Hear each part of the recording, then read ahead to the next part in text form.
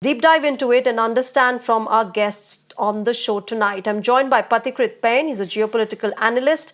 I'm also joined by Karthikey Tanna. He's a lawyer in US, specifying, of course, a US immigration lawyer. Good evening. Namaskar to both of you. Let me start with you, Pathikrit. The fact that Trump has been pretty vocal about what he thinks of immigration and, that infamous border wall that he talked of with Mexico as well, during his presidency and last time around and this time around as well. Do you think Biden, who has been so far soft on immigrants and his immigration policies, has now been forced to take a route that perhaps he didn't want to take earlier? Shreya, good evening, and good evening or morning, whatever, to Karthikeya, depending on where he is.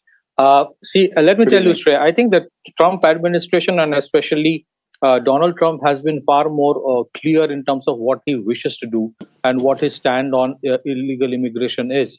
First of all, we must understand there's a huge difference between immigration and illegal immigration. Trump, one of the key issues on which he was elected in 2020 was, the whole issue of this immigration, which is rather illegal immigration, which is happening, especially from the Mexican route across 4 states of Arizona, New Mexico, Texas, and California. So for almost 3 years now, Biden was actually, Biden wanted this to continue. And that's the reason, as I said, sorry if I mentioned Trump in between, that he won that election based on that plank. Now, look at what's happening right now.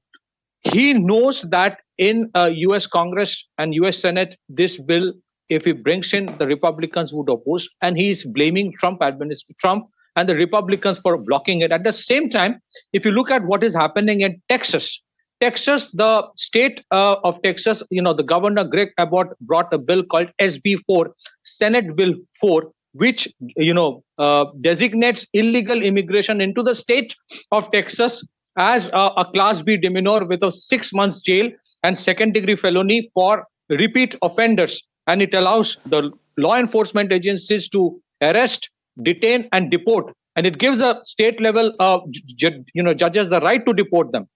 And at the same time, when this state-level bill SB4 was passed, because Texas has the highest and the longest border with Mexico, what happened? It is the Biden administration which opposes it, goes to the Supreme Court, and files cases against it, along with the other so-called right group activists.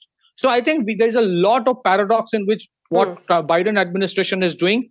It is playing on both ends. But I think there's a realization in Biden also that those immigrants who have been traditionally voters of Democrats may not vote for him because the legal immigrants have always been against the illegal immigrants. Secondly, today, the whole illegal immigration issue has completely got out of control, as I had stated in one of the earliest programs, that there are 12 states which have, designated as sanctuary states, hundreds of cities which are sanctuary cities where you cannot prosecute them. And the people of America, the legal citizens, are actually feeling the heat of it because law and order issue has gone for a toss. In many places, it is difficult to go out as a safe citizen.